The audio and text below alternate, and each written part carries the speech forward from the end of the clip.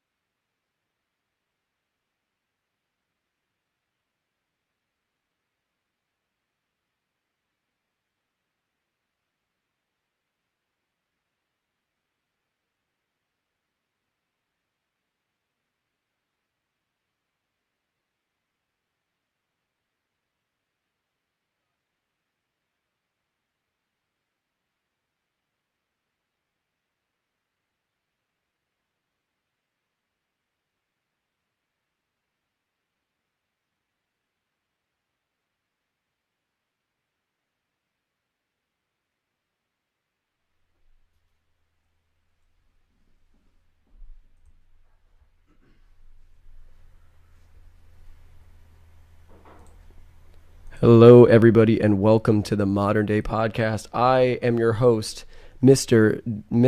Modern Day James. That's what I go by officially.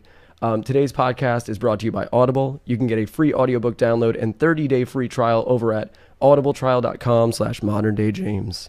There's over 180,000 titles for you to choose from for your iPhone, Android, Kindle, or MP3 player, or BlackBerry. Nobody has BlackBerry. It's also brought to you by Skillshare. You can use my link, skl.sh/moderndayjames, to get 2 free months if you sign up. It's a really great service. And also, head on over to my Gumroad video if you want to learn about some art. You can get some premium videos. There's some great stuff. And also, all of these videos are now going to be uploaded onto the youtube.com/moderndaypodcast channel as opposed to the Modern Day James channel. So go over there, give that a subscribe, and check that shit out. All right, I'm joined today by a really awesome band. I'm going to give you a quick taste of what they sound like. It's quite amazing. They just put out a new single called Fever Dreams. Check it out.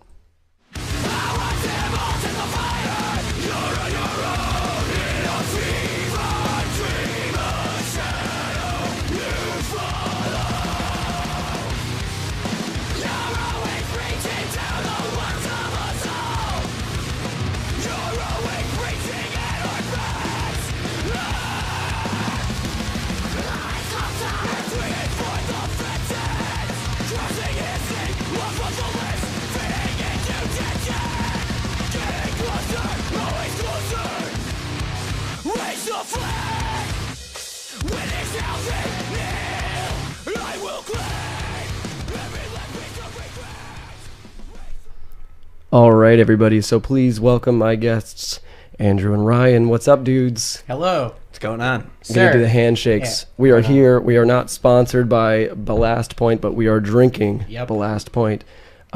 So what the hell's going on, guys? What's going on, man? It's been a while. It has been a long while. Yes. We have quite a history together, actually, Yes. back from the early band days. Yep. Yeah, why don't you tell us a little bit about your experiences back, like early on when we were playing music? What was it, like 2007 or It 2008? was like 2008, I think. Yeah. We met, right? We played like a battle of the bands. I Oh, believe, yeah. right? Yeah. But it was out in like Center Reach. Yeah, I think it was like. Mulcahy Center Reach. Oh, yeah, I remember the Yeah, place, yeah. I remember we played. There were like two stages of this, right? And Yep. like we played back to back, and we're Yeah. like the only two bands that sounded Heavy? yeah, like heavy. Yeah, that was great. I remember we met all of you guys, the whole band. We're like, this Yep. band is great. Thank And you. we just kind of kept in contact, like Yeah. over the years. We kept playing shows together. It was actually Yeah. like kind of awesome. I remember that specific show, the Mulcahy's one. I had found this thrift store pimp jacket that was this like really big red plaid, and I came out and just like dumped that shit. It was great. But yeah, I mean, when did you guys start? I think our first practice was like 2007, but our first man. show was 2008, I believe, something like that. Yeah, we started up at College of Oneonta, actually. Okay. You know, a few of us went to school there, and just through the different like classes they had, we met each other. I mean, I'd known Andrew since I'm like 3 years old, and I saw the picture on Instagram today. You Yeah, guys yeah. go way back. And also Adam, our guitarist, I've known him forever too. So we ended up at the same school and just kind of started riffing on some ideas, and just kind of met our drummer and bassist up there, and it all took off. So, Okay, so yeah. you guys all went to Oneonta together. Yeah, Oh, so like okay. initially it was weird because like, you know, like again, me and Ryan know each other, and me and Adam know each other. Yeah. We all just went to the same college. We never played in a band together Yeah. at all. And then they were up there a little bit before me. They came down with like one song, Yeah. and then they asked, you know, could you just scream on this to see? You know, I was like, all right, let's Could try. you just yell over Yeah, this for a and second? then we tried it out, and then I transferred there, Okay. and then we were like, let's just do this. So yeah, it was That's like, awesome. The whole first early years were just us practicing like on Oneonta campus. Awesome. Yeah, it was cool. Did I you guys liked it. find that it was impossible to balance doing any schoolwork while you're fucking writing awesome riffs? Yeah, I mean, well, technically, my degree is called music industry, so Okay. it was like half music classes, half business classes. But there was this one class in particular. It was called Rock Combo, Okay. and basically you meet up, and like once a week you meet up at night and you play a bunch of cover songs, and then you go play a show and you get a grade. And It was great. So, you know, it wasn't Johnny Booth at that point, but like Yeah. that was, you know, we had a couple of our friends playing, and like we played a keg party Yeah. that none of Yeah. our professors came to. we filmed it and showed our professor and got an A. Yeah. Like that's the type of coursework that we had up Yeah. there. So That's a great course. It wasn't too difficult balancing, you know, the booth stuff with the classwork, you know. Okay. I got like married in a little bit. I Okay. definitely, my grade point average when I transferred went down like at Okay. least 5 points. Yeah. Well, that makes sense. Yeah. Were you went to school for graphic design, if I'm not mistaken? Yes. Right? Okay. Yeah. I've been doing graphic design since high school. I started my own business this past year. So. Yeah, we'll get into that a Yeah. little bit later because I really want to harp on that. Especially a lot of the viewers are all in the arts and stuff, so it would make sense. But yeah, dude. So you're doing these videos for your class, and you're writing all these songs. And now were you just playing shows mostly in Oneonta? Was it? Yeah, for the most part, it was kind of like there was a really cool scene at the time. You know, Yeah. it was a lot of house shows, a lot of shows at the bars, and it wasn't like you know, it was all metal bands. Yeah. I think there were, you know, a lot of times we had pretty eclectic type of shows happening. You know, we were kind of like the heavier band, but then there were other bands who were more experimental, and I think that kind of helped us grow our sound creatively, just because. Yeah. We were influenced by so many different bands that were doing different things on the same show, and we always kind of loved that. You know, it brought different people out to kind of check out, you know, different styles of music. Yeah. You know, we actually ended up turning our house that we lived in into a venue. That's Yeah. awesome. Yeah, Yeah, it was worked out pretty good. For called a the while. High Yeah. Ground. Yeah. Yeah. We started the High Grounds like the second or third year of college, and Yeah. and I don't know. We did that for a while. We went That's on pretty awesome. strong for like 2 years, Yeah. and then it, you know, the house got Yeah. messed up. Yeah. So, yeah. At one Wait, point- did the house get possessed because you guys were destroying it, or did? No, it just got kind of. Yeah, I mean, Wait, do you mean possessed by no, ghosts? maybe. Yes, Yeah, yes. definitely. There were bats in there though. One Okay. time I went into my room, I went to my bedroom, and I'm hearing these like sounds coming out of the walls, and I freak out because it's like this weird hissing sounds at me. So I go downstairs. I'm like, guys, you have to come upstairs. Yeah. There's something weird going on. I go back in my room, and there's this huge bat just sitting on my bed, and I closed the door and just left. I just left. Oh Said, my God. I'll deal with this later. Yeah. He went back in the wall, I guess, and I just never addressed it. I'm pretty sure you were visited by Satan, and Yeah. that was his calling to you It to was say, a sign. "Hey, you need to write heavy music." Yeah. Yeah. But being up there also, Oneonta is kind of close to Albany, so that was a spot that we would hit a lot. You Yeah. know, Albany and Vermont too. We were in Burlington a ton. Yeah, Um, all the time. We actually, our current drummer Scott, we met by playing shows in Albany.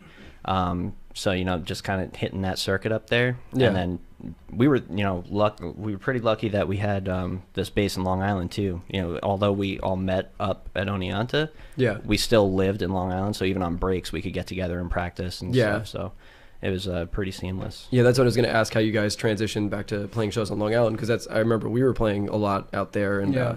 I mean that's where pretty much where we played most of the time since we're Mhm. in that general area. But yeah, so you guys both originally from Long Island, and what your drummer had to haul his way out from Albany every time. Now, Yeah. now he does. Okay, Yeah, at the time we had a different drummer, a different bassist. Oh, okay. that Makes went sense. to school with us, and they lived on Long Island too, which Okay. kind of made everything. So everything kind of lined up. Yeah, we were all kind of just like going back and forth all the time. It was weird because we were playing a lot of campus shows, doing a lot of things in Oneonta, and then like transitioning to being a Long Island local band, Yeah. and people not know. Like we put in all this work for people to know us up there. You find that where I found that when we were playing in Painted in Exile, it was like you'd work on a particular region and they would know you there, and you'd have sold out shows, and then you go. We drove down to Virginia once. There were like 2 people there. Yeah, you're like starting over. Yeah. And it's weird because we're like in the same we're in the same state. Yeah. Like it's only a few hours away, and you're like, no one knows who we are here. Yeah. yet. Yeah, we were never sure if we were calling ourselves an Oneonta band or a Long Island band or what, you know, because we were just going between both places so much, and it was just kind of like, I guess we're both. You know? Yeah. Yeah. So I mean, dude, I remember that Mulcahy show that was so freaking crazy. Like, Yeah. I don't know, it was so cool though, because then we'd from then on there I know every time we booked a show, it was like we'd always have you guys. Yeah. We were just always playing together. I remember you guys had like a CD release show. It was also Yep. like a video shoot or something. We played that. I remember even today, like every once in a while, like someone would be like, that was like the first show I saw you guys. Like, Yeah. there was a lot of people there. That was actually it was a fun show. Yeah, and that was like the weird thing of just, like I said, there we had like a pretty decent audience, but then anywhere else it was like nobody. Yeah.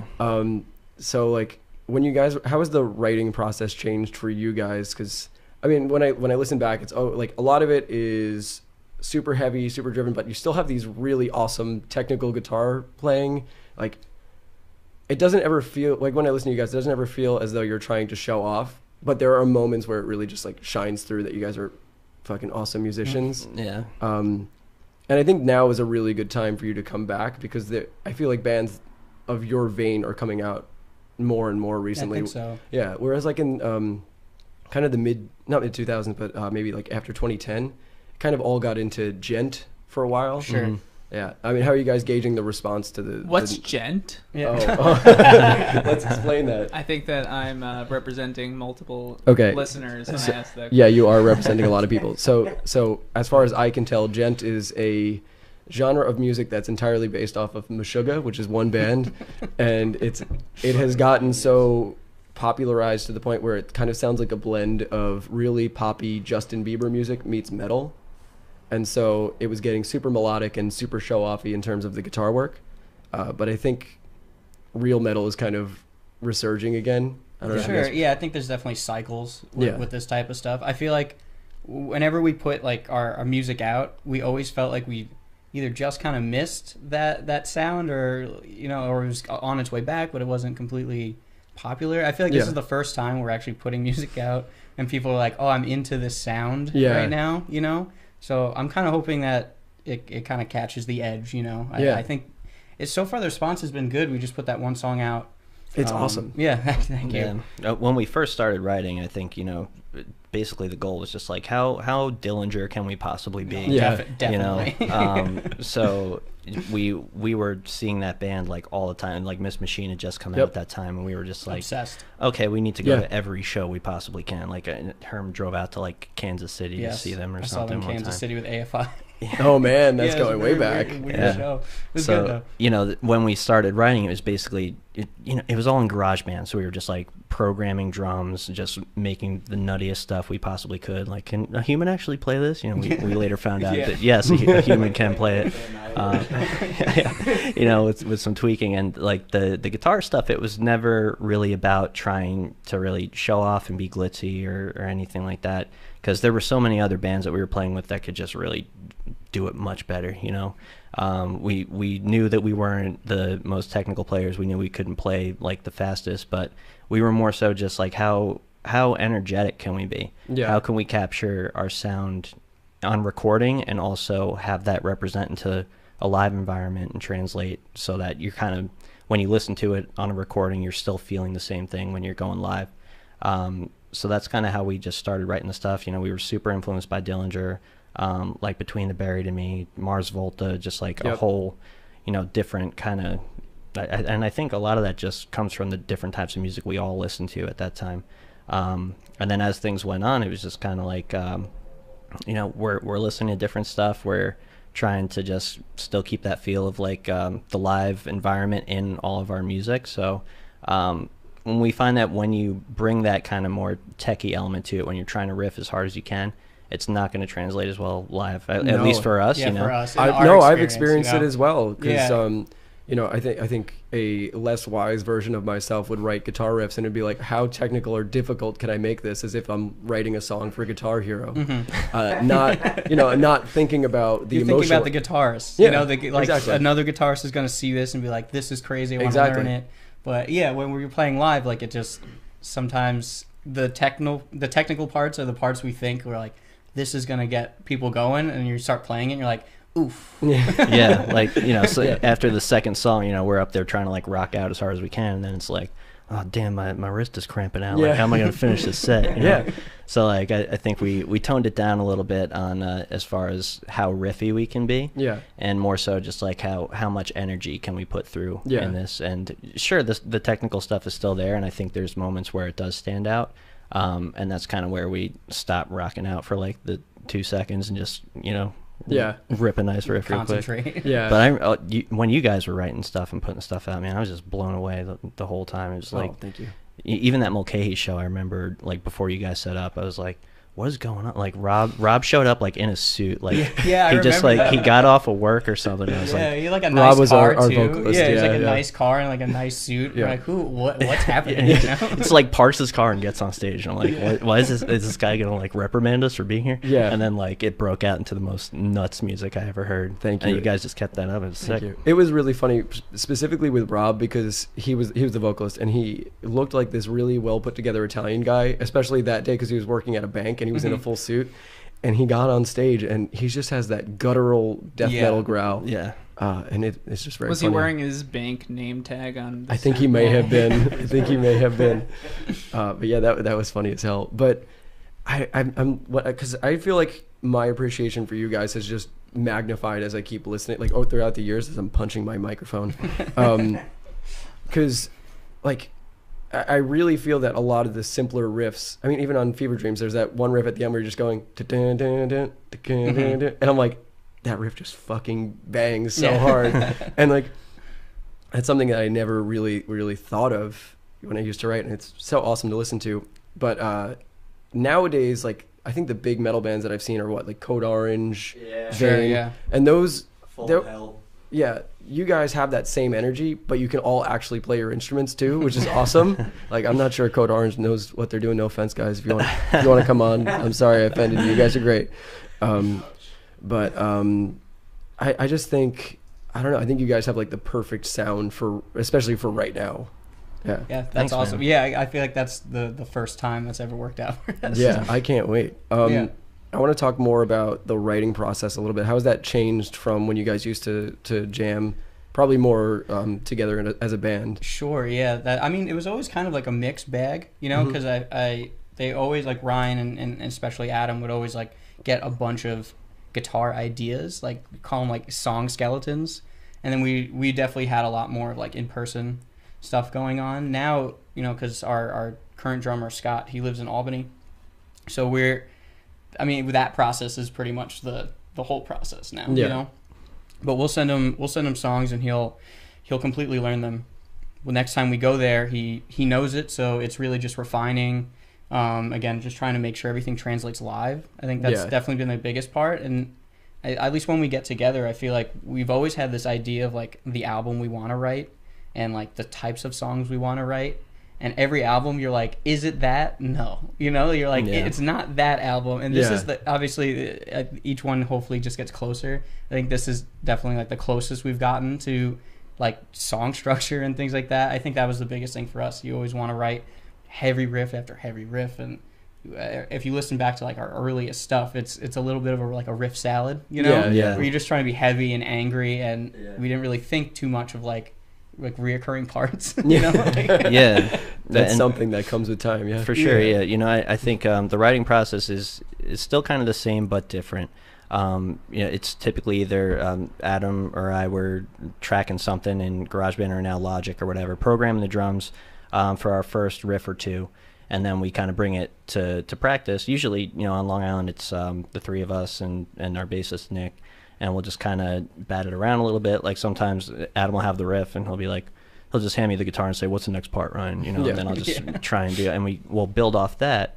And I think it's kind of interesting because Fever Dreams is the first song where we didn't really take that approach. You know, we had like maybe the first two riffs down, but then it might have been our first band practice as our current lineup right now. We were up in Albany, and we just, you know, slammed through the whole thing. Like it was pretty organic how it came together. It was just us in the room and just being like, you know what, let's just hit this part next. You know what feels right, and it just came out like that.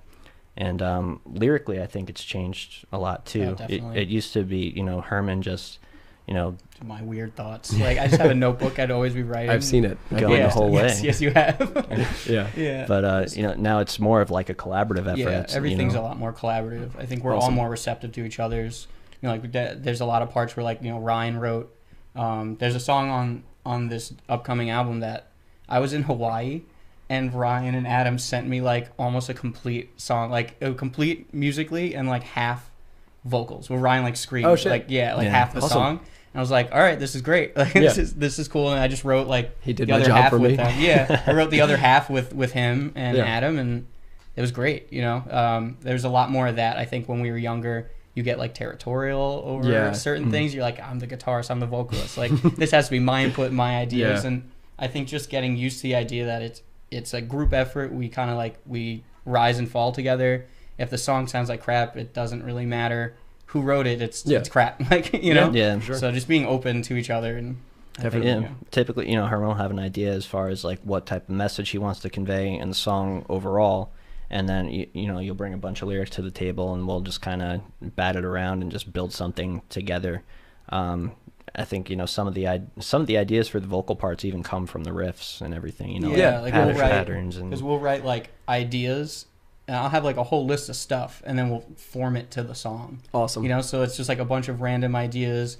Sometimes we'll come up like he'll hear a part and be like, I think the vocal pattern should be like da da da da da. And you're like, all right, let me try to fit something to that. Something lyrically. You know, you want to write to the song. Definitely. You know, I think in the beginning again, you get like it has to be my words, the way that I wrote them. It's easy to like, you know, you write something, you create something, and then you're like, oh, I kind of love the way that it is in this form. Yeah. And I think, you know, when you're in like a group, you have to be used to like, it's not going to stay that way. And just have that in your head already, and you'll always be kind of cool with it. Yeah. There's so many parallels to art and just any creative venture possible. Like one of the things that I've learned from music specifically is that sort of DIY attitude that you're not, like, you can't go to school to learn how to write metal riffs. Right. There's no, as far as I can tell, there's no college that's going to teach you that.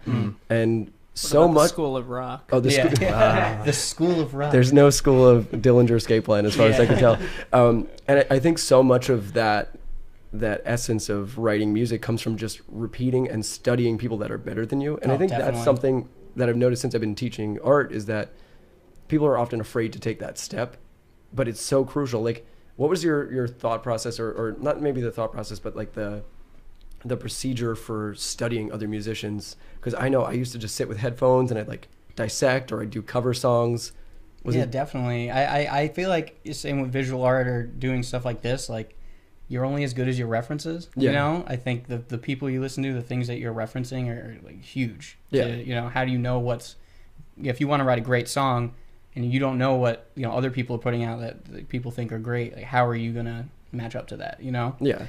So I think for me at least, like, I study a lot of vocalists. I study actually a lot of like hip hop.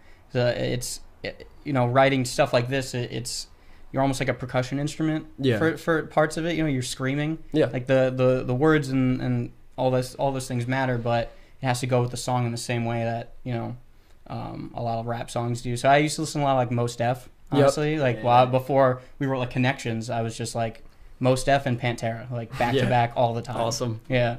Yeah. For me, it was just kind of like downloading as many Guitar Pro tabs as I could. Okay, you know?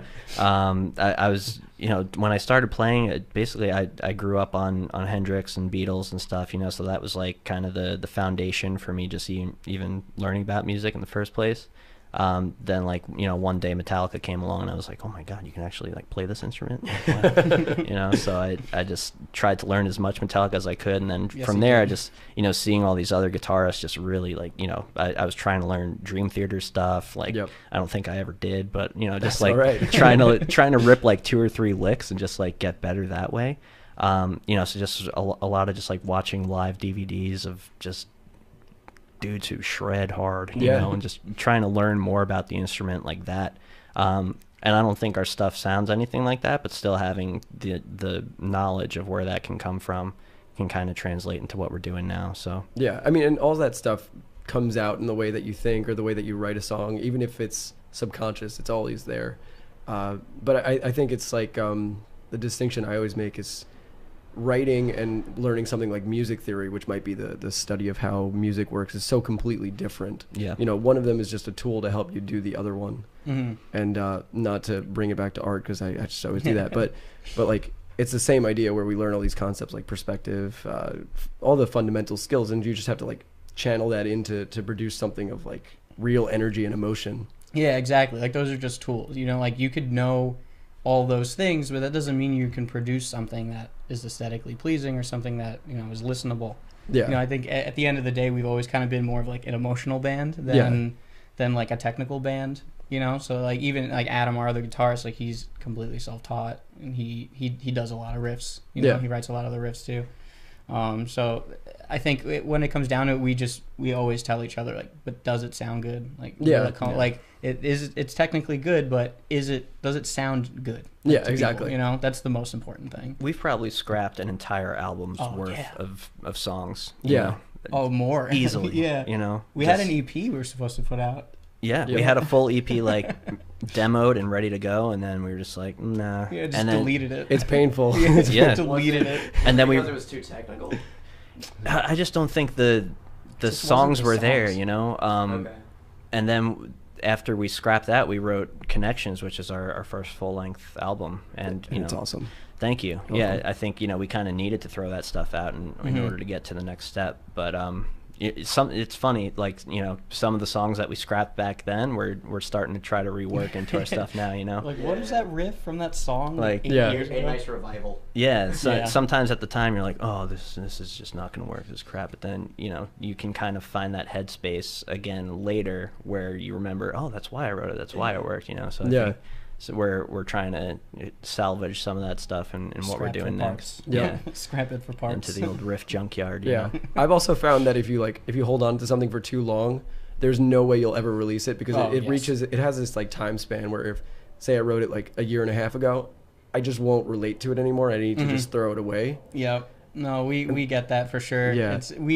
It's really easy for you to just hate your work, hate your music, hate really any creative thing that you're doing, if you sit on something long enough, you will hate it. There's no way around it. And that I think that's something most musicians understand. Like, a lot of people, you record an album, and that doesn't necessarily, it doesn't just come out tomorrow. You know, you have to figure something out if you don't have a label, so I think a lot of times you just kind of get left up to figuring these things out. Yeah. I, before we get into the business part of things, sorry, Dave, I know you have a question. But like, I think one of the lessons to learn from that is to put a deadline on when you put something out. For me, that's been the most crucial. Sure. The most crucial lesson is like, because we were talking earlier, I'm sitting on some of that music for 5 years now. It's going nowhere. This guy's got albums of music.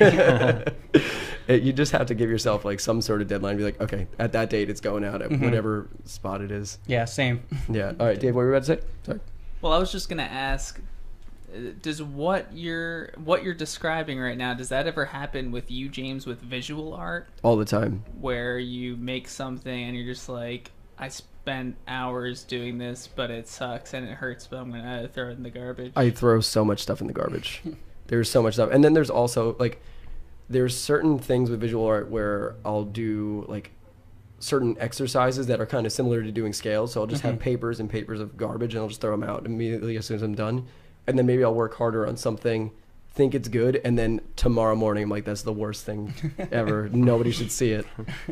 So I think that's a common It's just a creative process, yeah. you know. Well, on the sitting on it for too long aspect, is it just like you get too meticulous with it? Like you're just picking out every little piece that you think sucks, I think and then it's just like, okay, I fucking can't, like, this needs to be perfect, and I just can't get it there. You just become a crazy person. Yeah, honestly, we talk about it all the time. Like, you just become crazy. You know, for us, a lot of times we go back and just think, what was your first reaction to it? Like, when we first wrote this song, what did you initially feel? You felt good about it, right? So just, it doesn't matter how the music's not for us in that way, you know? Yeah. Like, after a while, you're just going to hate it. That's just a part of it. So It's hopefully no it matter drives you what. to do more. Yeah. Same with visual art or design or anything. I feel like it all ties together. And I hate all my music too. Yeah.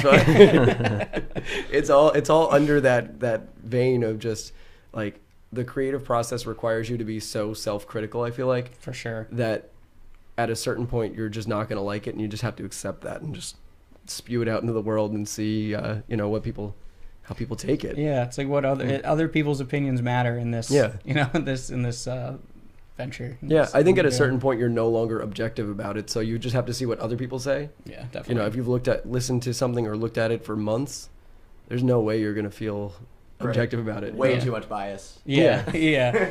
Yeah. For sure. As far as the business aspect of being a band, because I often feel like music is kind of 50, or even art too, it's kind of 50-50, where you have to really work on material, but then you also have to put yourself out there. You have to play shows, you have to do all that stuff. What's been your strategy for that, or what's been the way that you go about marketing yourselves? I mean, we kind of like, this is the first time I feel like we actually are starting to do things correctly. Awesome. I feel like when I look back at the way things were back in the day, and the way we promoted ourselves, I just think we never, I feel like we have fans in spite of our like own stupidity. Just like, we never really did it right. I don't think we ever got it. And we always, there was always like the search for like, we'll find a label or a manager or something to kind of help you out and fill in the gaps of things you don't know. Yeah. And this is the first time we were like, all right, let's just research, because we've been out of the game for a little bit, so while we've not been playing shows, we've watching videos and looking what other bands are doing and try to figure out what's the best way to do this. I think we have a better process today. Yeah. We're more independent than we've been in a long time, and we're, like, everything you see or post or anything that we do, messages, like, it's all us. Awesome. So there's no like outside support. Even just releasing the music, the video. Yeah. Like, we had Anthony Barone work on it, which was great. Like the promo videos and all that. Like, we created those and off of what he did and the post, everything. So it's interesting. I think we finally have a good idea what we're doing, but time will tell. Yeah, well, right? I think now more than ever is a good time to DIY pretty much everything, because you have so many avenues where you can go online and just release it. You can, I don't know, there's just so many ways to reach audiences. The internet's changed everything. It has. It's such a different game now. We first started, like during the MySpace era and everything. We had designed MySpace. Yep. You know, I like, love that. You know, that's where everything was. That's like, you know, everyone was putting their stuff on there, Yep. and then, you know, it's just so crazy to think how it's changed so much since then.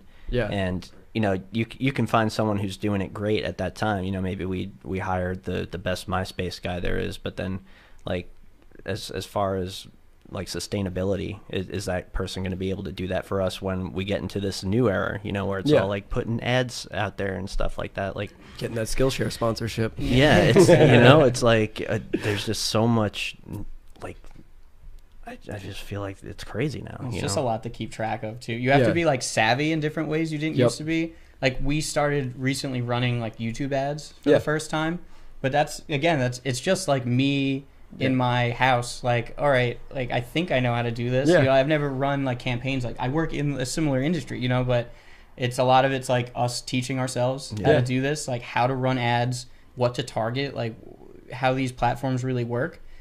That's a part of being in the band they don't like talk about. You know, Yeah. it's fun to you learn how to play an instrument or you know sing, you write songs and then you go right, and then Yeah. someone discovers you. And I don't think that formula is true today. It's It it's just definitely doesn't not work true like anymore. that, and that's fine. I don't think there's anything wrong with it, but to be in a band and to be somewhat successful in some way, you know, I think you need to become savvy in Yeah.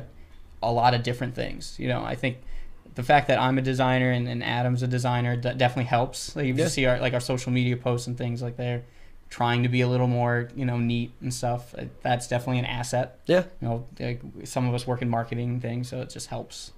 Yeah, I think like I've been brainstorming ways of making music profitable because I still want to do music. My audience kind of knows that.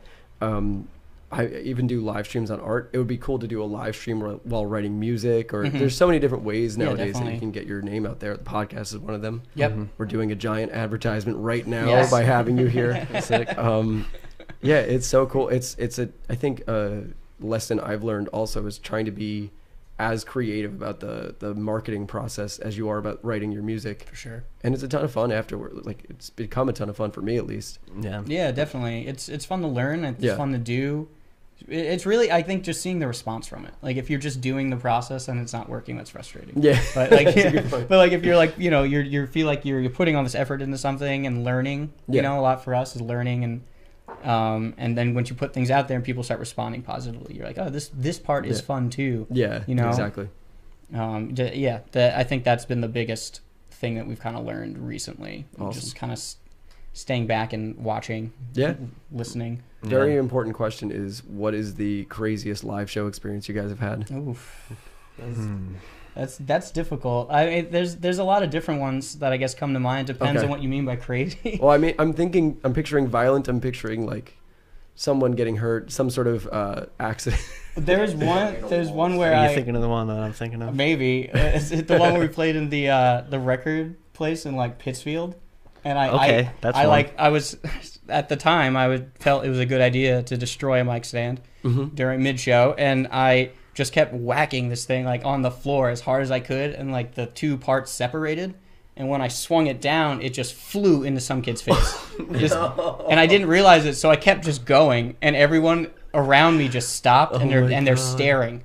I'm like, what happened? And there's Yeah. just a guy on the ground. I'm like, oh no. You killed somebody. Today's the day. It's finally happened. That show was interesting. We were on tour with our very good friends in the Viking. Yeah, at that was the a time. good time. And we played. It was like the back of a record store in Pittsfield, Massachusetts. Yeah. And rather than doing like our band has a set, your band has a set, we set up both bands next to each other, and we went song for song. Oh, yeah, shit. That's yeah. really It was cool. fun. It was just like an hour of just like two bands playing like on and off. Yeah. Yeah, we called it Sound Guy's Worst Nightmare.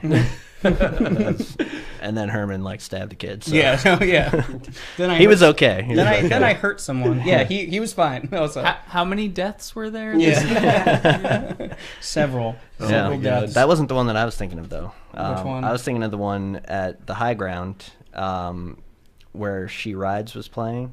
Oh, okay. Remember that? Yeah, Oh. one of our good friends, he got pushed through one of our windows at the show. There Yes. was like Oh my a God. divider between our living room and like where what do you even call it, like patio was. Yeah, we had like There's a like wraparound porch. There's like a big window in between, and like Went kids right were through like it. shoving or whatever, and he just went right through. Yeah, God. yeah. I Crazy. felt because he was like an illustrator. And Okay. He hurt like his hands. Oh, And he God. had his other hand was already broken. Felt horrible. Yeah, I felt terrible about So that. you Yeah.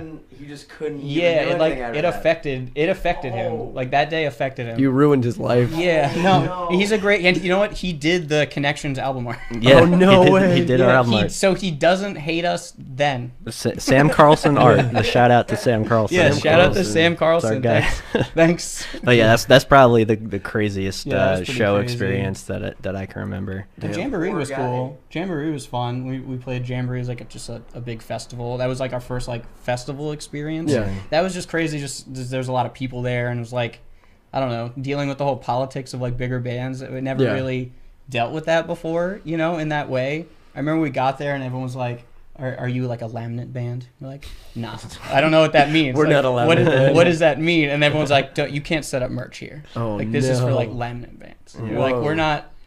Okay, I guess. So it's for the laminate. I don't know. bands? I think they were just looking out for each other. You know, Okay. it's what we were just a smaller band. They're like, Yeah. I don't want to sell my merch next to this shitty band Yeah. from Long Island. Wait, I don't get it. You're saying the merch is actually laminated? No, What? no, Yes. no. I don't get it. What you do is when you put the T-shirt through a lamination process and Yeah. you sell that. Okay. No, That's not what no, he's saying. No, no. He's saying that if you're a really like higher up and you have a lot of followers or fans, you get a laminate to wear around your neck. So everyone knows What's you're the on that laminate? tour. It's It's like- like a little square with like the tour on it. and, Yeah. like, You it see- shows that you you're see a it part at- of the yeah. tour. You know? see it at shows all the time. Somebody has like a little Like a square. wrestling belt, sort of. But No, That would be nice. it's a pass so that you can get backstage or you can go to places. It's like a Yeah. little like it looks like a key card or VIP. Yeah, Yeah. yeah. I just remember that experience being very interesting to me. Yeah. I just never dealt with. I was like, oh, this is. I guess I should care about. Adam that. Like, Adam left or lost a guitar at that yeah, show he too. left the That guitar. Oh, no. Steve-O Yeah. was so mad at him. So mad. I've never seen Steve-O that angry. not the in my one from life. Jackass. No, no, that was our Just about that. Your form- Steve-O. our former bassist. Yes, Okay. Adam said that he left his guitar, and Steve-O looked at him in a way that I've never seen him look at another person. He was like, "You jerk." Yeah. He was very upset. That was, Yeah, that was a sick guitar too, man. It was Yeah. like a Fender Telecaster with a sick like racing stripe down the middle, and they don't make it anymore. somewhere in That's a shame. Ohio, somewhere in Ohio right now. Yeah. Felt betrayed. Somebody is very, Someone has yeah. it. Right Along now. with one, we left a van in Ohio too. Ooh. A van? Wait, Yeah. like a Yeah, farm? it's Like, okay. It's yeah. registered to me, so it Let- doesn't let's- affect anyone else. Let's talk about this. Yeah. You're gonna need to clarify. You're gonna have to give us the context. Give Yeah. us the what was happening. We were on tour with Tiger Flowers at the time, and we just kept having van troubles. And this is like an ongoing thing. It's probably part of the reason why we took a small hiatus too. It's Yeah. like Yeah. just touring and the difficulties of dealing with stuff like that. And our Yeah. van was just like making these weird sounds like all tour. But we got it checked out, and everyone said it's fine. We played a show in Chicago, and for some reason the next date was like West Virginia or something. It was in Virginia. Yeah, it was a wacky route. Yeah, so we had to go from like Chicago to Virginia, and on the way there, like the van just gets worse and worse, and the sound starts getting like loud, Yeah. and Steve-O's like looking up all the things that could happen. We're like, we're gonna flip, like we're gonna flip this thing. It's not gonna be good. So we wound up stopping. This was a low point for sure. Yeah. We stopped. We couldn't go anywhere. We like had it in a. Did we get it towed, or would you just like left it? I remember the next thing I remember is that we're in a parking lot and me and Steve are drinking whiskey, and everyone's upset. Obviously, we're like deluded ourselves into thinking we're gonna make this next show. We're gonna make it, man. Yeah. And and it just didn't work out that way. So we got stranded there for like better part of just like two and a half days, right? Something like that. Yeah. It's like 2 days. We stayed at a hotel. Okay, you didn't stay in the van. No, I think No, we right? stayed in a hotel. We were told that the van was going to be able to be fixed in like a day or two or something, and then at the end of those days, they were like, "Oh, sorry, we actually can't fix Yeah, this." they're Or like, it was "Nah." going to be like some astronomical amount of money that we Oh were just my like, God. we can't afford this. So then we were trying to figure out how we were going to get all our stuff home because we had a trailer. So we brought it or we went to a U-Haul. That's what happened, right? We went to this U-Haul, and there was after this a guy full there. day of sadness. There was this guy there who was like, "Don't worry, you can keep your van here. We'll hold on to it for Yeah. you, and then like when you guys get home, you can come back and with get the van title. or 'Cause like I didn't have the title. scrap it Yeah. or something." Yeah. And we ended up renting a box truck that could only fit 2 people in the front, and basically we had to ride in the back of a box truck Yeah. like, no. Yeah, overnight in the from summer. Ohio. No, it was the middle of September. It was like the most random heat wave you could ever Sometimes imagine. that happens in It was like December. 100 degrees that day. In or the back something. of a box truck, it was like close to 100 degrees. Just we would stop every like hour or two just to swap who's going to be riding in the Make front, sure riding in the everyone's back. alive. Yeah. So We they went- get crushed by an amp. Yeah, yeah. Well, we hooked like the trailer up to it. Yeah. So it was just like us in like this giant box truck, just like chilling. It got real sad in there too. 'Cause Yeah. We got like a styrofoam cooler of beer. And I pretty much immediately upon us leaving, I fell into it and it shattered. Like Yeah. instantly destroyed. I'm like, oh well. We went into a Walmart. We were like, how can we like make this better? Let's get a battery powered fan. Let's get this let's- styrofoam cooler. let's Fill it up drink. with ice and Yeah. throw some towels You're in trying there to or make the best something. out of a shitty situation. Tried our Yeah. best. So I was like, all right, ice towels. We'll just keep the towels in here. We get Ice mad hot. We'll towels. just throw a towel on.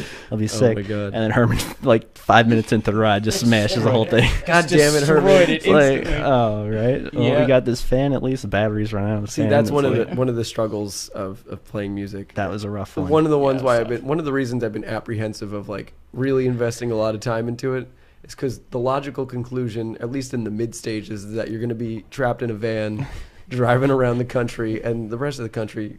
There's like that whole middle section that nobody cares about. Sorry, Midwesterners, but it's not that great. Yeah, like, there's like, it depends on the route and stuff like that, but it's difficult, especially when you're younger too. I feel like now I think we could be a little smarter about it. I Yeah. think we were just kind of like taking anything we can and just putting ourselves out there as much as we could, and I don't think we ever really put thought into like how that has like a wear on your mentality after a while. and Yeah. your body. Yeah, just everything. Yeah. We've had tours that worked out really well, and we've had tours that like halfway through like a bunch of the dates, why not more working out, and you're just in Georgia for like 3 days, Yeah. like no money. Like what do you do? Yeah. I think hopefully we'll avoid these Yeah. situations moving forward. We'll see. I feel like we've always we've always had like random crazy things like that. We've had like a lot of bad luck, I think.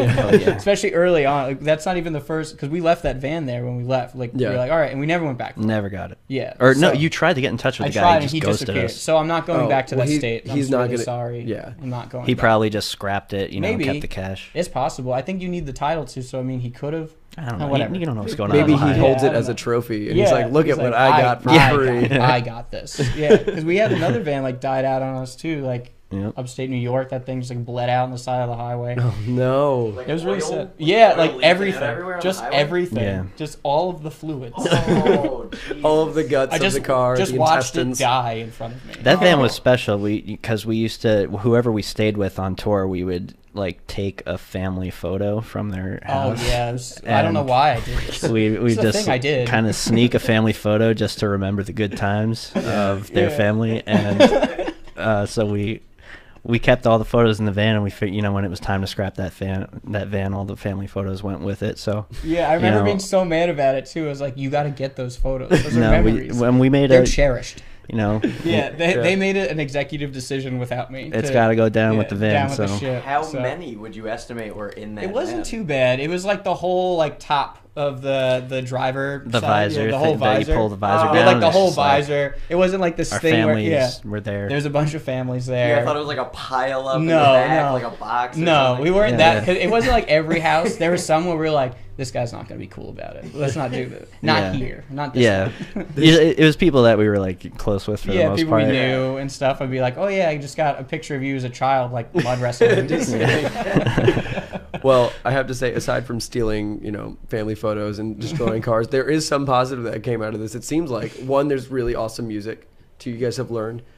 The next thing I want to hear about is starting your own company, your own graphic design company. So has this been bred from Johnny Booth? Because, I mean, we've been talking about you doing graphic design for a while, but it was like, did you start because of the band? No, not really. I guess it's just something I always did. I started doing it in like high school. Yeah. And then I think doing the process of like going to college and because I was going to become a music industry major too. Yeah. And I didn't know what I was going to do with it. And I honestly felt like it's the only thing that I've ever excelled at. You know what I mean? I feel like that's the major reason why I kept going back to it. You know, because after I graduated college, I started doing, you know, I took on some like construction jobs and things like that. Like I worked on some like commercial flooring jobs and things like that.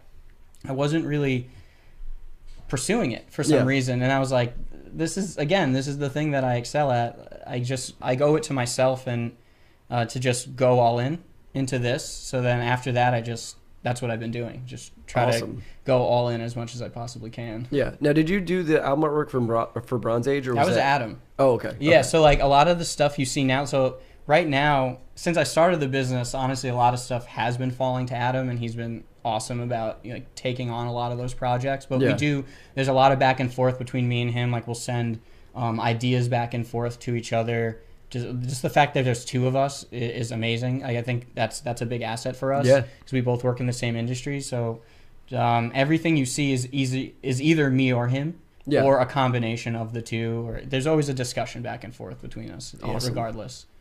Yeah. So cool. It's an interesting process. But yeah. So like, when did you start the actual company?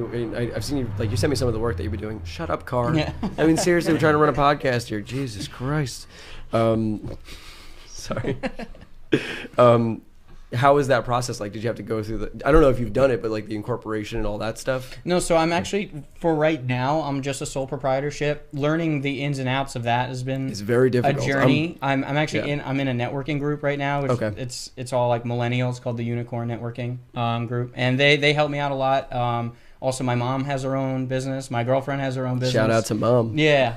Boom. What up, Linda? This camera over here, Linda. Boom.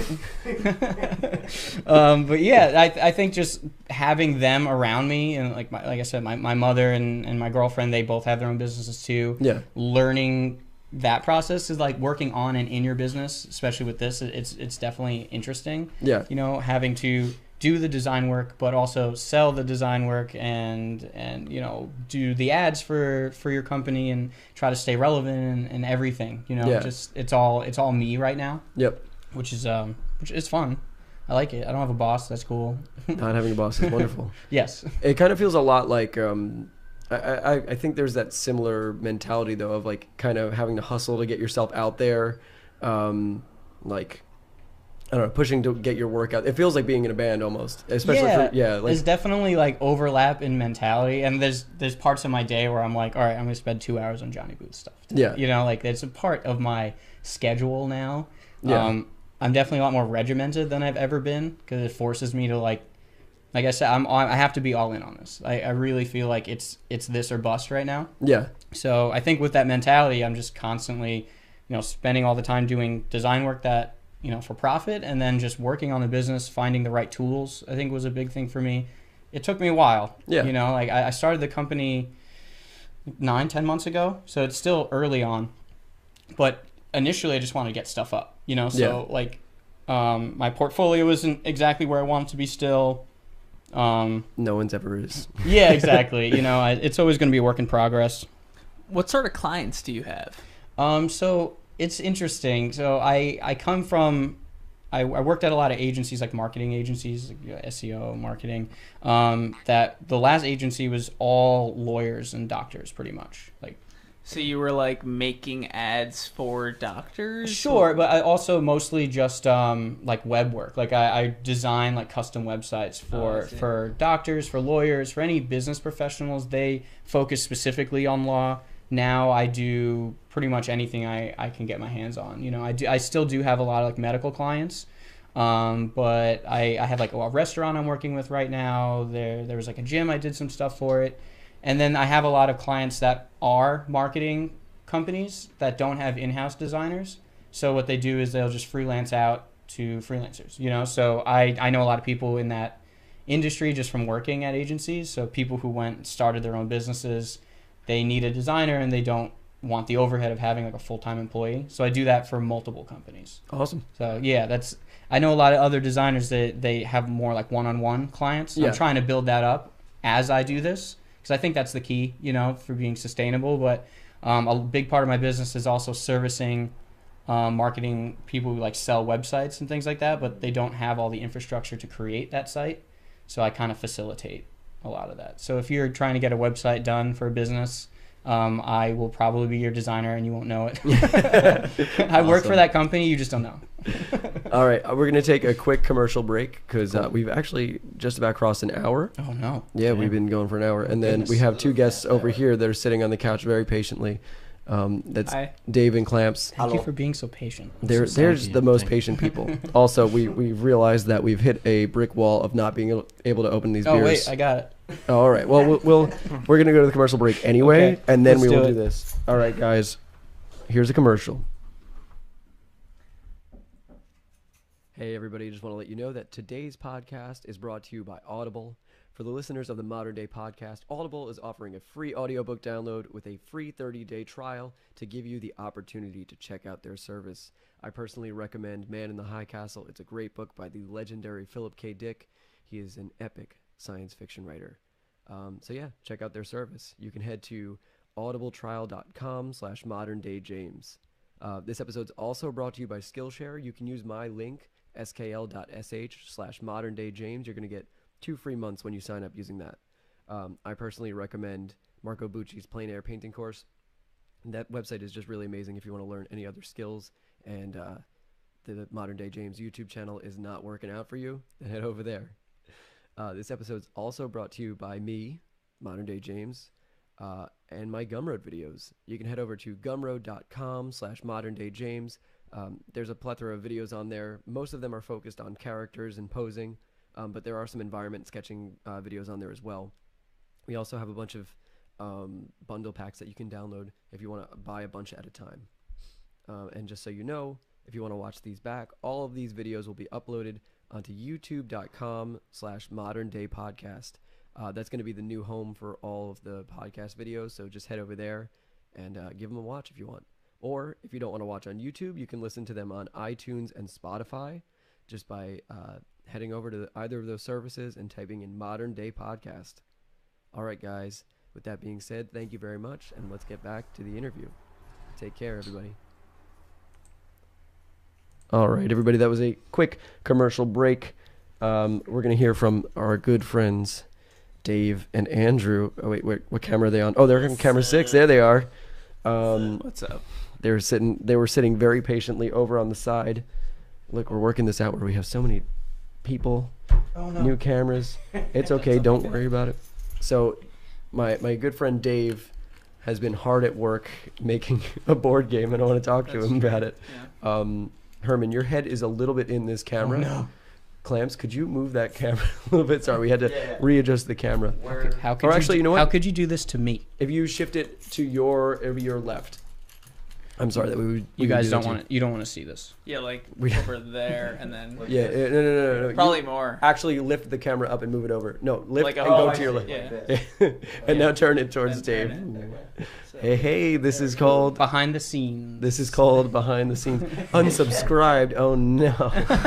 Oh, this is what we're getting. All right. Too unprofessional. You're tanking. Oh my God. All right. So I kind of wanted to get back to one thing that you guys talked about earlier before we talked about my awesome board game. oh yeah, let's talk about it. Go on. Just something that I think is relevant to our viewers, a lot of artists.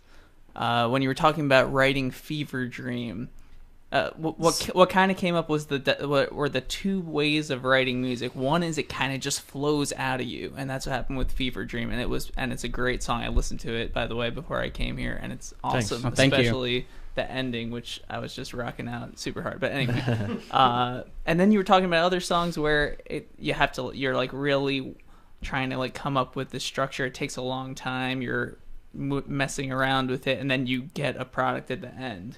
Yeah. And I wonder if there's a similar thing that happens when you're making art and when you're doing your graphic design stuff too. Any creative thing, I think there's a flow state that you need to reach. I kind of ascribe it to there are certain times where you're working or you're doing art or you're writing music where you're too preoccupied on one single detail and you're focused too much on one thing. Like maybe if you're writing a song, is this chord progression interesting enough? Or if you're you know, trying to make a drawing. It's like, oh, is this camera angle interesting enough? But sometimes all of those things that you've learned tap right into your subconscious, and they're there, and they're just expressed when you just put your hand on the paper, or when you put your hand on the guitar, or when you start yelling in the microphone. Yeah. Don't think, just go. Yeah, exactly. Just But I think it takes like 10 times or more amount of hours of getting those things to be fit into your subconscious before they can just come out, you know? Right. So you can't choose to go into flow state. I don't think so. You have to just you have to like be prepared, do your work, learn music theory, learn perspective, and then once your mind, your unconscious is ready for it, just bursts out. Is that what you're saying? It's a good example would be like, imagine trying to write a story but you don't understand English yet. Mm-hmm. You have to learn grammar, you have to learn sentence structure, and then as soon as, like, we learn English so early that we don't even think about it. It just, whatever our emotions are, whatever we're thinking about, just comes out organically. It's kind of the same thing with art, music, or whatever. It's you have to learn that language, or board games. Tie it in. Finish up your question, and then I have so many questions to ask you because that's it. I mean, I don't want to take over the podcast. No, though, you've been. It is a cool board game. It is an amazing board game. I think I went into a flow state when I was making it. Actually, now that I'm thinking about it, you must have. I think I might have. It's the only way. It's the only way that you can produce anything creative, I think, right? Yeah, seriously. All right, do you guys have any? What were you going to ask? Or you were saying something? No, I'm done. Oh, okay. Andrew, you have any questions that I didn't ask? No, I was more of just like, you spent a week on that board game, right? Yeah, I kind of didn't do anything like except make a board game for a long week. flow state. It was like, So what was it, a week? A week on that? It was actually kind of crazy. So for those of you that don't know, Dr. Dave, or Dr. Donut over here, is actually a doctor, and he decided to spend the entire week. Medical doctor. He's a medical doctor. He decided to spend his week making a board game because we're going to put out a board game together. And my God, I don't know what happened in your brain, but it was so awesome. You came up with this, like, an anthology of information about this game, and it's incredible. That, I don't know. Explain that process. It started, I mean, I've wanted to make a board game for a long time, but once James asked me roughly a week ago, he said, Dave, you should make a board game and I'm going to illustrate it. That's when I was like, okay, I'm actually going to do this. That's when it started, when I said a couple of words. So I came to James like 2 days later with this really piece of shit. Actually, this is all kind together. I came to James with a real total piece of shit index card and like some combat people that, like, it's like a tower defense, and it just sucked. We tested it out. It sucked. It wasn't very fun. Then we had a whole conversation with Carly also, trying to figure out what is it about board games that we like. And we realized that we wanted to have a game that had resource management, where you're gathering resources, and also where you're fighting. Mm-hmm. So basically, I kind of did what you said, where I would like try to like force my brain for a while to like think about how to make this work. And that didn't work at all, forcing the brain. But I think it was necessary, because then maybe like the next day I woke up and I was like, okay, let me think about this. And I think the flow kind of came out. I had some ideas, and there was a lot of adjustment. It wasn't like a real flow state where the whole game poured out of me like with you guys in Fever Dreams. But little by little it came together, and I think it formed a pretty good game that I think is going to be fun. We still need a lot of testing. We're going to beta test it after this. Yeah, we're going to do that. There'll be some beta testing. I'm excited, but yeah, it's just pretty crazy. But I don't know, man. It's just, I think all creative fields are kind of like the same thing, where you just like, you just have to sort of tap into that mental state of just, I don't know, you just got to let it flow. Because I've seen the opposite, where I haven't done that, and it's complete utter shit. Usually you got to find that like right line between the two, you know, because I feel like there's also like a part where you overthink things, and it gets to a point where you're like, none of this is good, you just start hating it. I feel like there's like a moment in your brain you always could be like, don't overthink it, like just keep it simple. I think that's something we always wind up doing, and even in my own design work, I had an old boss who told me that stop overthinking it, Yeah. followed by a bunch of really terrible Well, things. because you create blocks from that, Yeah. right? Like it really impacts your creativity when you're like, oh, like every single line you make or something, right? Yeah, oh, just gotta go with the garbage flow isn't sometimes. Flowing at all. Whereas like if you like take a step back with all that you've learned, it's just kind of like, okay, Yep. all right, cool, it's Yeah. coming out. Just Really- go. It's like butter. Yeah. It's like And butter. on that note, let's listen to some fucking metal.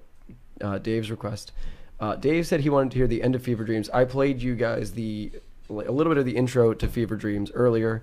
Let's hear some more because it is so fucking cool. Yeah, hold on. Let's get the audio going. I think I have it. Oh, I have Spotify down. There it is. You guys should all hear it through your headphones. This is the beginning. Yeah, no, I'll go to the end in a second.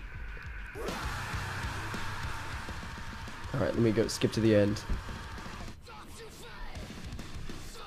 Is that the vocalist from Moontooth, by the way? Yes. No, it's the guitarist. It's Nick Lee. Oh, okay. I don't know that. I'm sorry, I don't know. No, the it's all names. good. So good.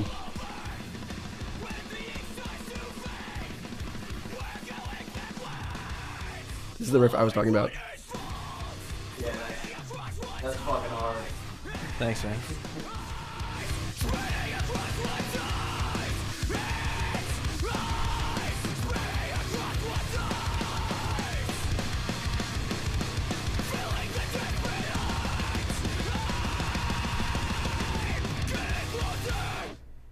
It's so fucking cool. Fuck yeah. It's so good. Thanks, I guess guys. one question I have is like with the screaming, right? Like when you first started, were you just like, oh yeah, like this is my like key screaming, or was it like over time you started to kind of find your? Yeah, it's like a process, you know. Yeah. In the beginning, it was literally just scream on this song. You know, I remember we used to I would able to tap into this other voice. Later down the road, after watching a lot of Zenna Screaming, Melissa Cross, Yeah. she's helped me out a lot. I have taken lessons from her. Oh. Yeah, she's local, awesome. which is great. So I was going to her for a while, and she taught me a lot of things I was doing wrong. So for this album, I think my voice is just a little more rounded out. I think that my range is a little better now. But yeah, finding your actual like screaming voice versus like your yelling voice and speaking voice, they're all very different, and the different mechanisms into making those actually function. Yeah. You know, versus singing, because like singing, it's all about vibrations. Where if screaming, if your vocal cords are slamming against each other, you're gonna be upset, you know, within a short amount of time. There's so much to it though. There's so much subtlety and so many different inflections and different ranges of screaming that you can do. It's awesome. And my not guilty pleasure, but my favorite is when you do anytime that you have screaming where there's a melody to or there's like a pitch to your scream. You do it on the chorus of Fever Dreams. Yeah, I've been trying to do that a lot I more. love that so much. It's so awesome. I think moving forward, we talked about trying to incorporate that a lot more. You know, Yeah. on this album, it's definitely there. Yeah. I think it's the beginning of us really feeling confident enough to do that. Yeah. Also, Ryan did a lot of backup screams on this album, Okay. where the other ones he was on like. We never incorporated him correctly. I feel like he would have like one or two like parts. He'd be like one scream here or there. But in this one, I was like, either you should just be in a song, or you shouldn't, right? Yeah. So like, if you're in a song, like let's make it where you're in the song, you know? Yeah. Full commit. Yeah, like Yeah. that you're actually doing multiple parts, you know? I'm still learning the whole technique and stuff behind it. You know, Herman's been at it, you know, way longer than I have. I always just focus on playing guitar and stuff. So Yeah, how long now have you been trying to mess around?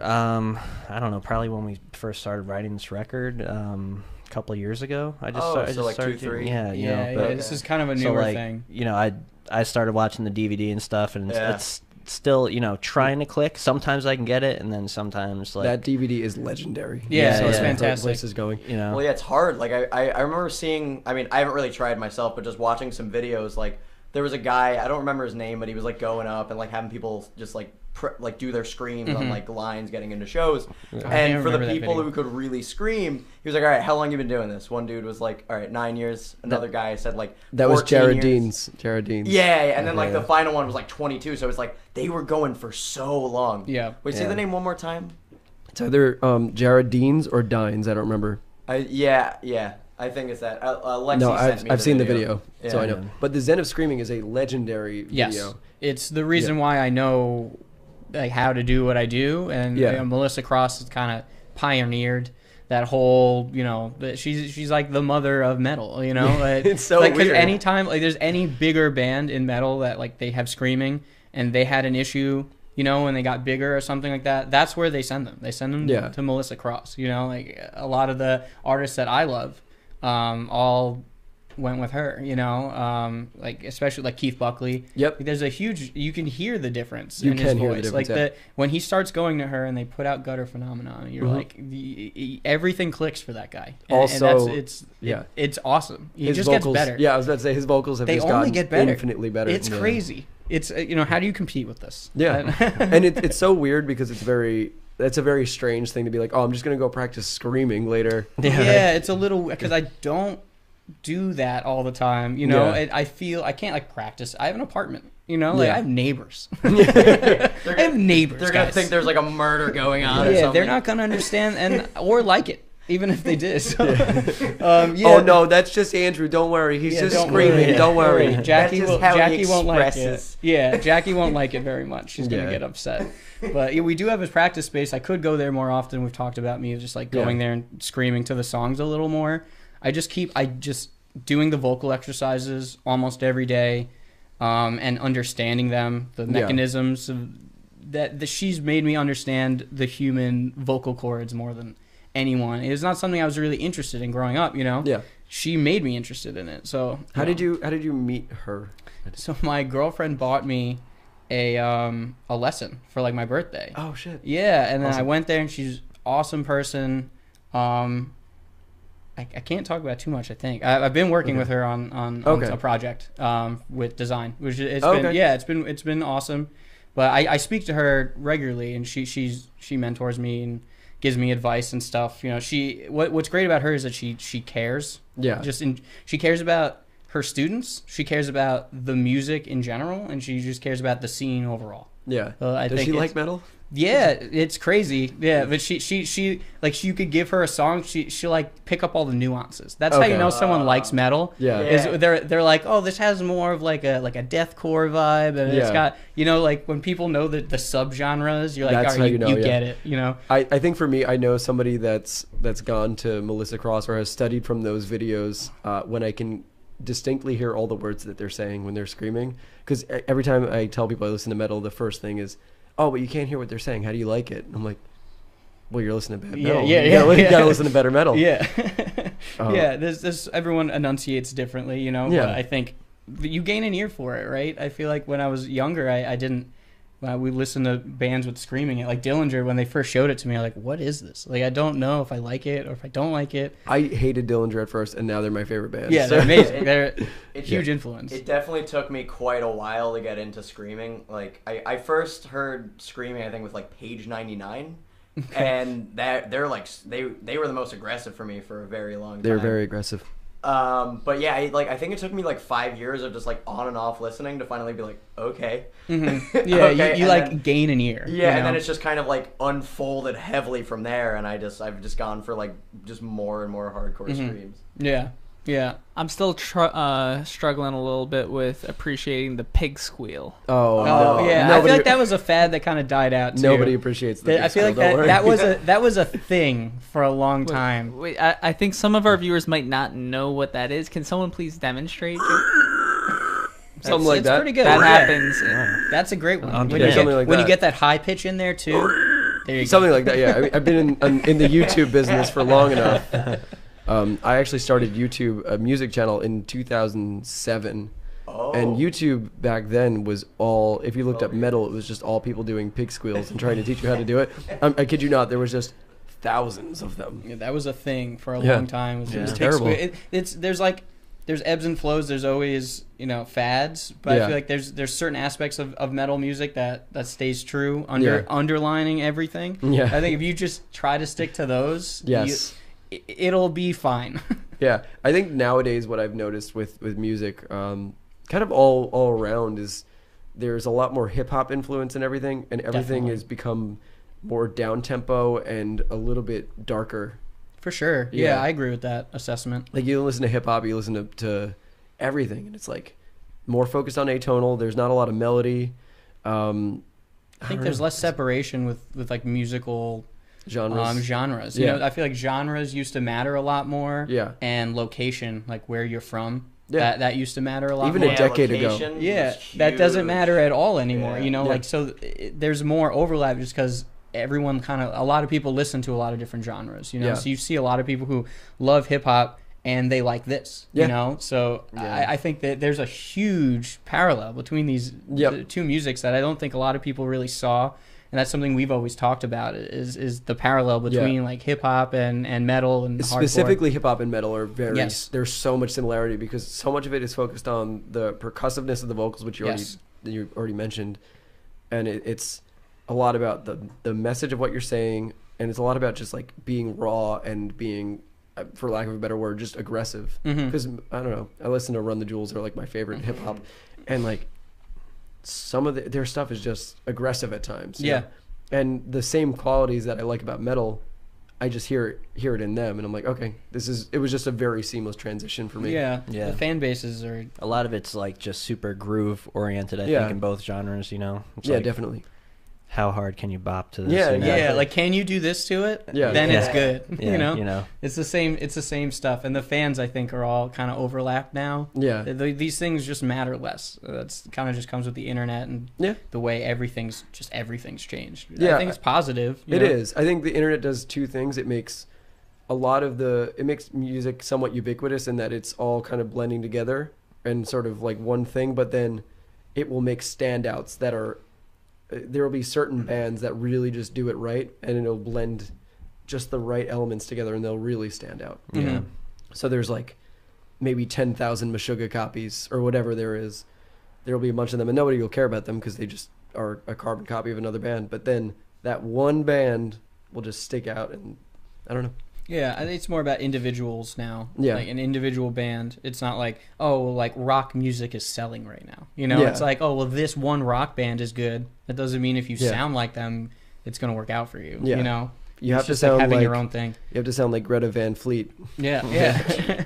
or do a genre like swap. Like Bring Me the Horizon or something. Oh yeah. Have you heard their new stuff? My other friend Andrew is currently doing sound for them. I don't want to talk too much on his behalf or on BTTH. Yeah. I don't want to talk too much about that. Sorry, I can't do that in my head.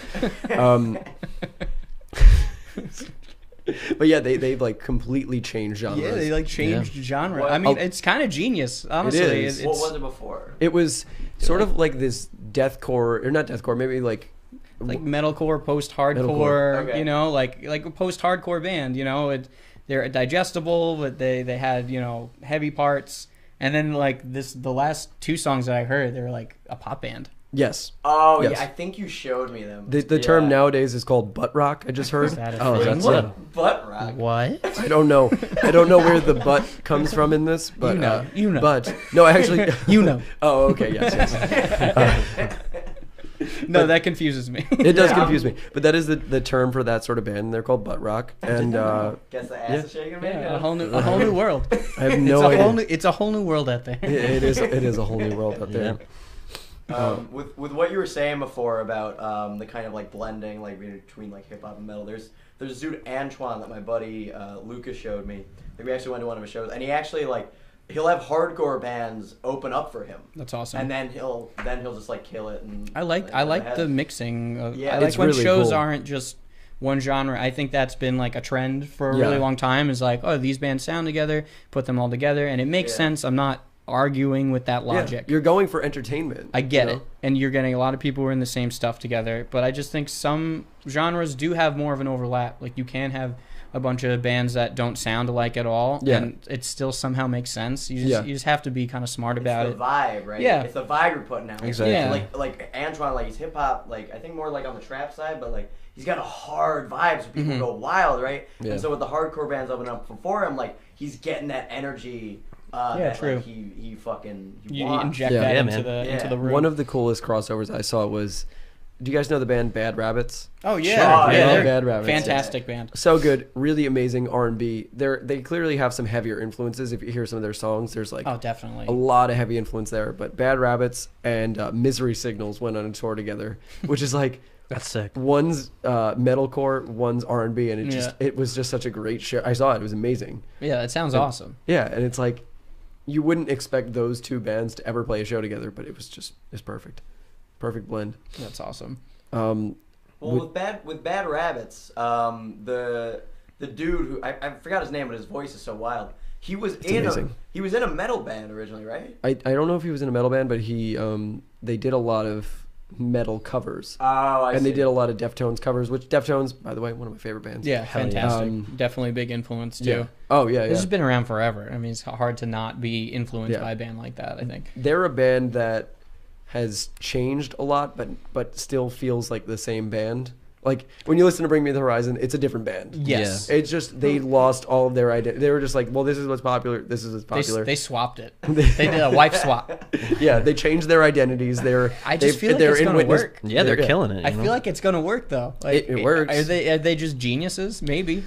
They might be marketing geniuses. Yeah, that's fine. I feel like that matters so much now, right? Even It their does. songs rip though too, man. They Like, you know, do kind of rip, yeah. Yeah, I mean all the old stuff. I used to jam that shit all the time, and Yeah. like you can still tell that they're, musically conscious. Yeah. Writing this new stuff is just different. you know? I think part of what I have to distinguish is if a song is well composed versus a song that's overly produced. Because Sure. there's a lot of this pop production on Yeah. everything, including metal.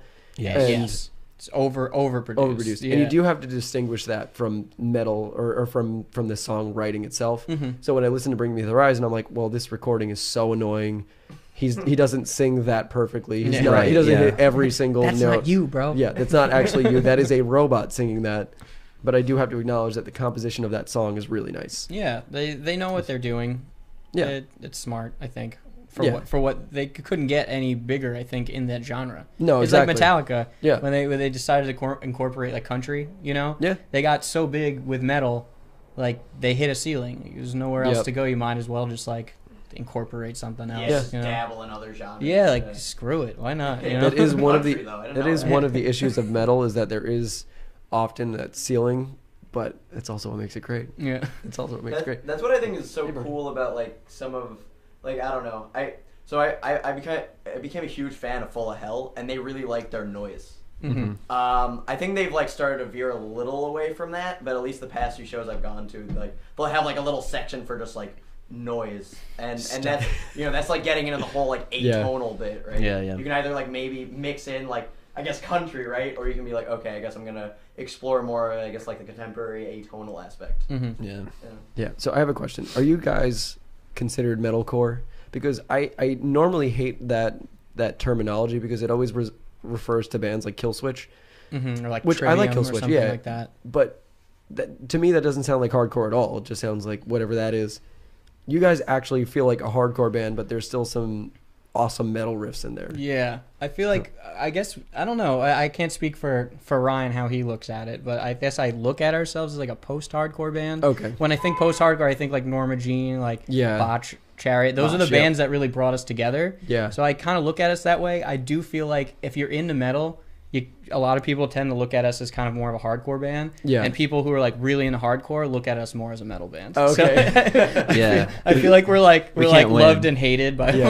at So the same time. that's the point. So you guys are in that perfect middle ground. You We're in guys the middle. Yeah, you guys are the actual definition of what metalcore should be. I guess so. Maybe. Not all that remains or Trivium because you guys don't sound like that. Because that's what I think. When you Yeah. say metalcore, that's what I think. But Yeah. I think that when I say it to like a broader audience, they may have a better, that may Yeah. help them understand a little Yeah. more. Yeah, I feel like if you ask 5 different people what kind of band we are, you'll get 5 different answers. Okay. The more you listen to it, So I've tug. yeah right. Tug I've and never really been able to define what we are. I mean, maybe it is metalcore, maybe it's just metal, maybe it's post-hard. Like, I don't know. There's just so many labels. Like you said, butt rock. Like, maybe we're that. Maybe we're that. No, like, you know, I won't rule it out. I won't rule it out. You know, like there's What would just you so do many things. What would you do if it turned out with absolute certainty that you are butt rock? I would accept it. Yeah, let's go. I would endure. You wouldn't. I would you just wouldn't full end on your absorb life. it. No, I would just absorb it. Yeah. I don't. It's not something we care too much about. We don't Yeah. get caught Yeah, up man. in the genre thing. I think it's honestly more for marketing. Just you can be yeah, like, yeah. if you like this, you like this. Yeah, like the Spotify drop down you choose. We're like, which one do we pick now? Yeah, You that know, was it's like, very I don't hard know. for me. Which one's the heavy one? you Yeah, know, like, yeah. I don't know. We just submitted a song on a Spotify playlist to try to get things on playlists and things Yeah. like that.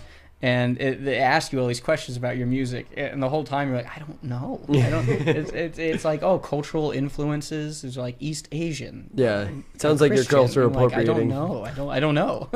I just put my God. none. I put Yeah. none of the above. There you go. No cultural appropriation None. whatsoever. None. Right. All right, let's listen to one more track. There's so many, but oh man, I think one of my favorites is Passages. It's just so good.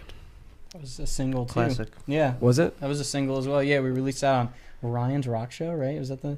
Yeah, it that, was like a little while ago. All right, so I'm gonna play it and then we'll talk about that. Okay. cool. See, that's what I'm saying. Like metal riffs. Yeah, Yeah. it's metal, but it's not hard. Yeah, but but your but it voice, is you make it hardcore, kind of. because I love 80s hardcore. Yeah. Like Discharge. Sure. Yeah. Discharge, Minor Threat. Yeah.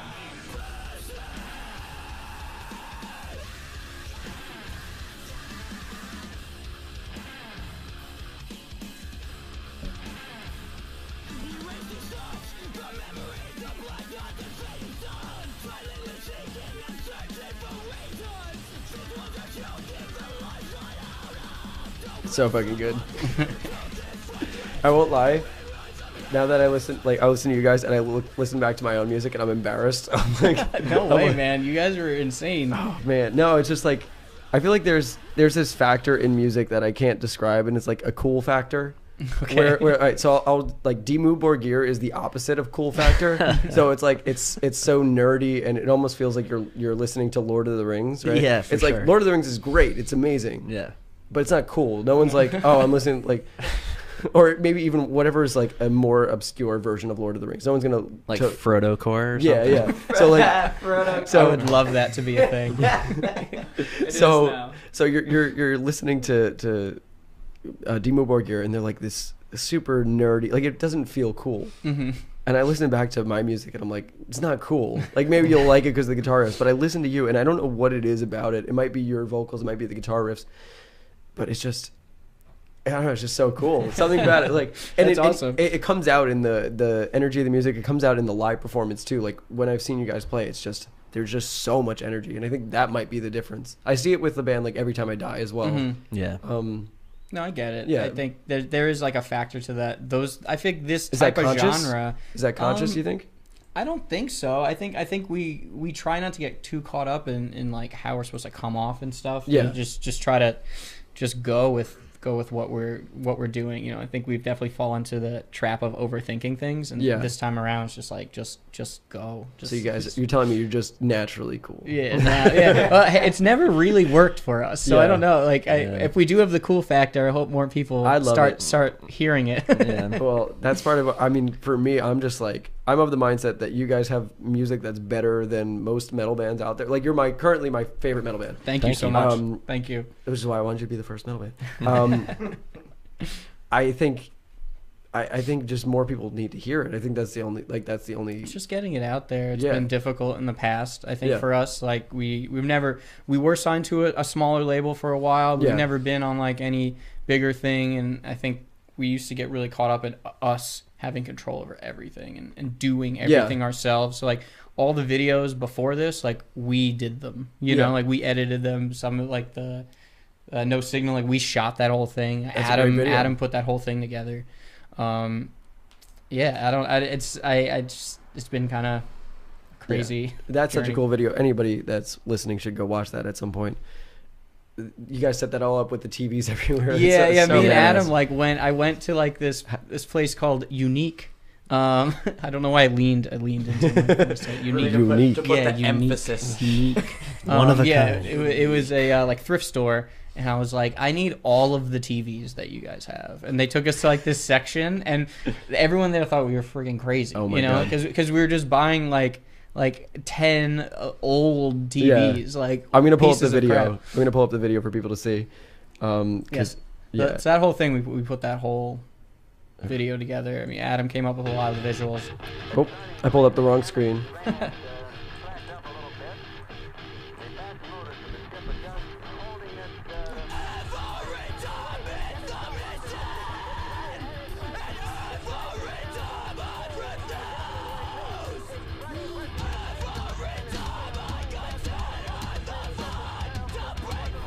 Yeah, it's so cool with all the TVs there.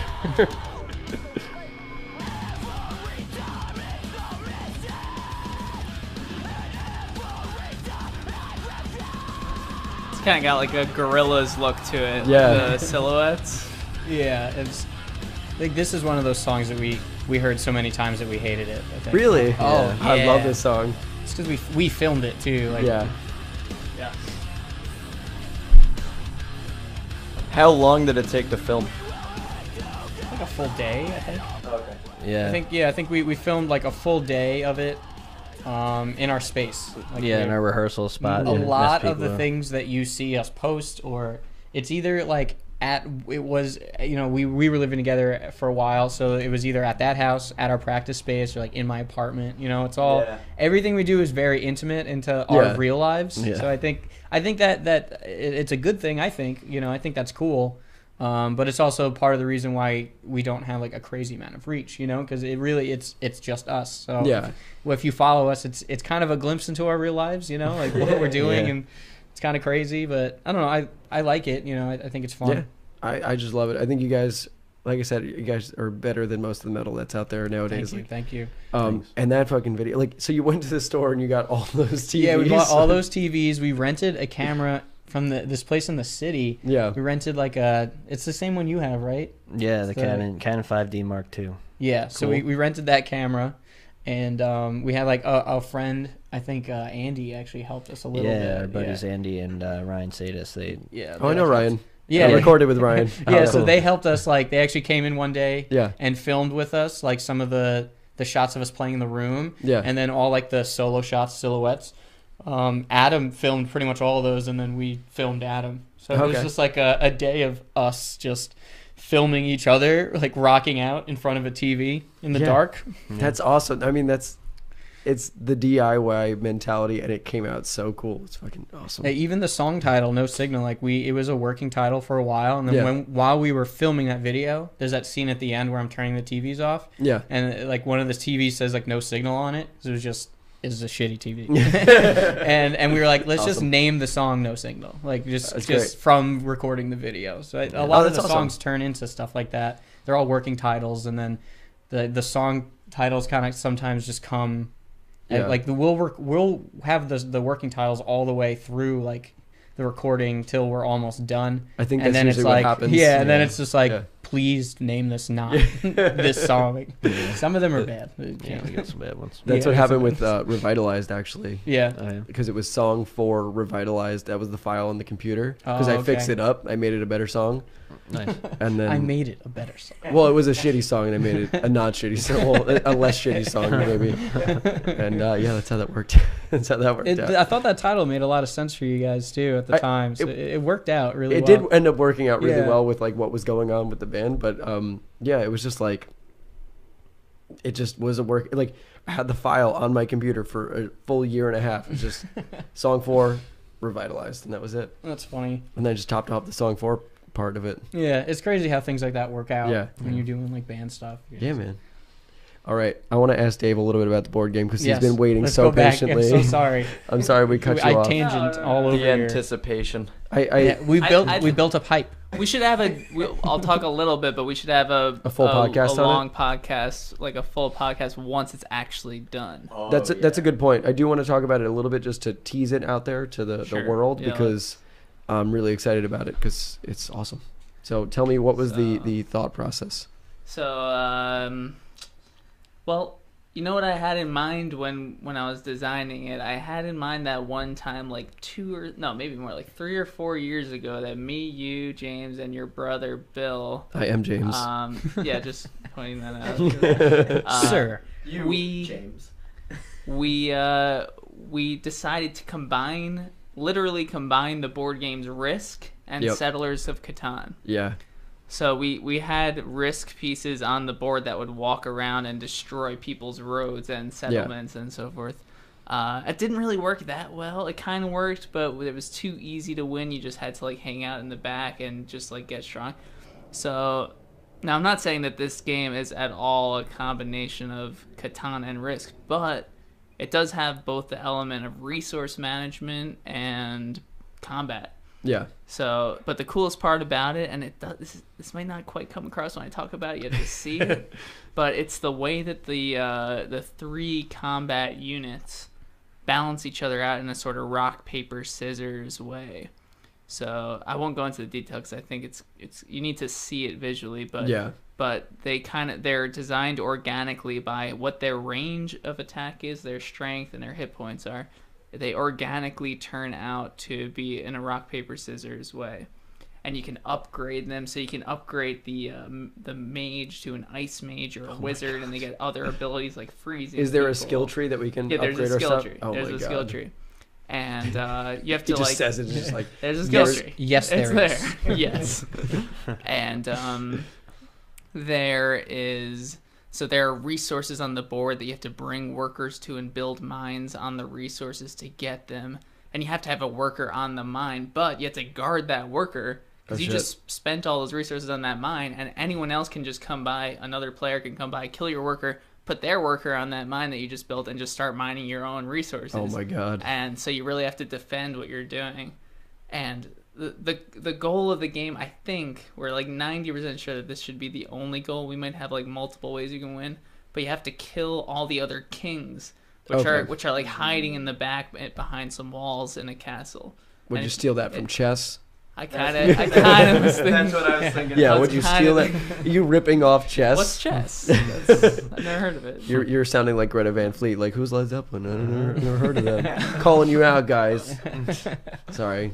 They're not going to watch this, but it's fine. But yeah, I think it's gonna be fun, and we really need to test it out a bunch though, because like the balance, the cost of all of these things, the cost of the units, the workers, the upgrades, the other research you can do. Like you can build walls and you can build towers that archers can shoot farther from, and it's gonna be a lot of work. But I think that we have a good fundamental. I feel like it's a little bit of like Dungeon and Twister, or sorry, Dungeon Dungeon Twister. Twister element. Dungeon and Twister. Yeah. Dungeon Twister. I don't know why I added an "and" there, but Wait, do you know the game by any chance? Dungeon Twister? Yeah. Is this a real game? This I'm is a real imagining Twister being played in an actual dungeon. That's my first thought. Yeah. It's close to that. Does but it hurt the same? It doesn't hurt nearly as much. Okay. It's quite a bit of fun. We'll show But you if you die in afterwards. the game, you die in real life. That is one of I the- like yeah. that. So- Inception rules. Yeah. I like that. Anyway, I think we should go beta test this game, just so we don't keep this podcast going into 1,000 different directions. Do you guys have anything you want to leave off on my? Do you want to tell my fans anything, or your fans? Oh. Is there anything important? Yeah, I mean, we're going to be making like a formal announcement tomorrow, but we're going to definitely be putting out another single on the 8th. Awesome. February February, 8th, that's yes. right. Yep. Yeah, so we're going to put out another single, and we have a bunch of plans on releasing the album for pre-orders and yes. just getting back into it, and I think just doing it Yeah. the way we think is correct. Yeah. Yeah. And our good friend James is also sporting one of our limited Yes. edition shirts. I was going to say it if you weren't going to, but I am wearing my Johnny Booth merch. There's a few of those left, so our big cartel currently has some of those available. So hop on there and check it out. If you have the black version, I'll take it as well. Yeah. So just let me I know. gotta check the inventory when I get home. I'll text you. All right, yeah. I need a black in medium. So yeah, check out their new single if you guys are into metal or if you're into just good music and you don't have bad taste in music. Check it out. Guys, thank you so much for coming on. Thanks for having us, man. I appreciate it. Yeah, it's been a real pleasure. I'm so excited to like get more into music and having musical guests on. So thanks so much. Absolutely, Thank you. Ton Sir. of insight. Appreciate it. Good sir. Thank Sir. you. Sorry for the uncomfortableness of this, and thank you so much for the beers. Shouts out to Blast Point for not sponsoring this video, but thank you so much. Remember, children, don't drink if you're under the age of 21, or if you're in another country that has a lower drinking age. Just wait till you're of age to drink. Thank you so much to Dave and Andrew, who sat patiently off to the side on the futon. Thank you for And having us. Thanks for explaining. guys. Yeah, thanks so much for explaining a bit about the board game. I hope everybody liked that. You're gonna like it when it comes out for real. And on that note, I love you all. Take care, everybody.